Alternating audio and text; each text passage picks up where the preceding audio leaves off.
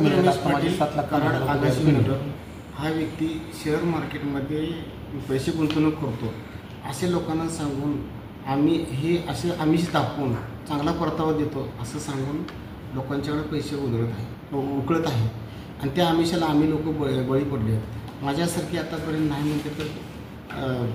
300 ते 400 लोक यामध्ये गुंतलेले आहेत आणि ह्यामध्ये फसलेले आहेत। यामध्ये काही लोक एजंट लोक पण त्यांना सामील आहेत की जेणेकरून त्यांना लोक पैसे गोळा करून देत आहेत आणि अक्षरशः लोक कर्ज काढून देतात। मी स्वतः कर्ज काढून त्यांना पैसे दिले। आमच्या वडिलांचा दवाखान्यामध्ये ब्रेनचं ऑपरेशन झाले असताना त्यावेळेस त्यांनी पैसे त्याने दिले नाहीत। वडील एक्सपायर झाले, त्याच्यानंतर मी 10% BCच्या व्याजानं पैसे काढले आणि अक्षरशः आता मी रस्त्यावर आलो आहे आणि पर्सनल लोन काढून त्यांना पैसे दिले। सगळे डॉक्युमेंट माझ्याकडे ऑनलाईन पैसे ट्रान्सफर केलेले डॉक्युमेंट्स आहेत, त्यांना ॲग्रीमेंट करून दिलेले आहेत, चेक दिलेले आहेत, चेक बाउन्स झालेले आहेत, पण हा पैसे देत नाही आणि हा जो 3 ते 4 वर्षापासून आम्ही त्याच्या फॉलोअपमध्ये पण तो काही वेगवेगळी कारणं प्रत्येक वेळी वेगळीच कारणं देत आहे आणि आम्ही त्या संदर्भात पोलिसांना पण कंप्लेंट केली आहे, वेळोवेळी अर्ज केलेले आहेत आणि वकिलामार्फत नोटीस पण दिलेले आहेत। पण तो सध्या असं आम्हाला समजतं की तो आता कार्डमध्ये पण राहिला नाही आहे, कुठं तो बाहेरच पसार झालेला आहे आणि सध्या तो फॉरेनला जायच्या मार्गावर आहे असे समजते। तरी लवकरात लवकर प्रशासनानं याच्यावर कारवाई करून की जेणेकरून आमच्यासारखी अजून लोक बाहेरची अजून लोक फसून येत हे असं आम्हाला वाटतं आणि जर आम्हाला आमची जादा पैसे राहू दे, आमची मुद्दल रक्कम जरी आम्हाला मिळावी अशी आमची अपेक्षा आहे। जर आम्ही जर रक्कम जर आम्हाला नाही मिळाली तर आम्हाला आत्मदहन केल्याशिवाय दुसरा पर्याय आमच्याकडे कुठला राहिलेला नाही आणि ज्यावेळेला आम्हाला आत्मदहन करायचे त्यावेळेला आम्ही प्रशासनाला कळवू आणि आम्ही तसं प्रशासनाला आत्मदहनाचा इशारा देत आहे। रमेश पाटील म्हणून राहणारा पंचरत्न अपार्टमेंट मलकापूर येथील माणसाने शेअर मार्केटचं नाव करून म्हणजे सगळ्या खूप असं एक इंडिव्हिज्युअल मी नाही आहे पण माझ्यासोबत 400 लोक आहेत, त्यांची फसवणूक म्हणजे हा आकडा जातो 20 कोटीच्या वरती।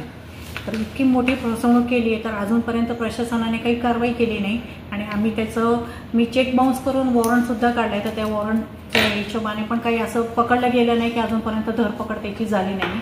तर प्लीज माझी विनंती आहे की प्रशासनाने मदत करावी, नाहीतर एक लोक आता आत्महत्या करायच्या पाळीवर उतरून आलेत, नाहीतर मग आम्हाला परवानगी द्यावी, तर सगळे आता कॉमन आत्महत्या करायला निघालो। मी अल्लाउद्दीन तांबोळी कराड आगाशीनगरमध्ये राहणारा प्रमोद रमेश पाटील यांना आम्हाला भूल थापा देऊन आमच्याकडून गुंतवणूक करून घेतली आणि आता तो परत देताना तो कचूरपणा करत आहे, तो पैसे परत देत नाही आणि आम्ही ॲज अ ग्रुप म्हणून म्हणजे असे माझ्यासारखे जवळजवळ 122 लोक आहोत। तर जर त्याने वेळेमध्ये आमचे पैसे नाही दिले व प्रशासनाने त्याच्यावरती कारवाई नाही केली तर प्रशासनाला आत्मदहनाची परवानगी मागून आम्ही सर्वजण आत्मदहनाचा इशारा देत आहोत। राजाराम पांडुरंग माने माझं नाव आहे, महाराज आहे, मी कीर्तनकार आहे, काळगाव मुठलवाडी गाव कराडमध्ये येते आणि प्रमोद रमेश पाटील या माणसाने आमची आर्थिक फसवणूक केलेली आहे कोरोनाच्या काळामध्ये आणि आता पैसे मागायला गेले किंवा फोन केला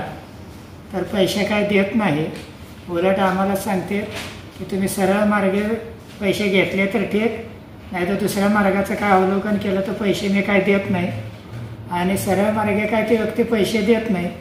आणि आता आम्ही दुसऱ्याकडून लोकांकडून पैसे आणून त्यांना दिलेले आहेत आणि फक्त आम्हाला आमचे पैसे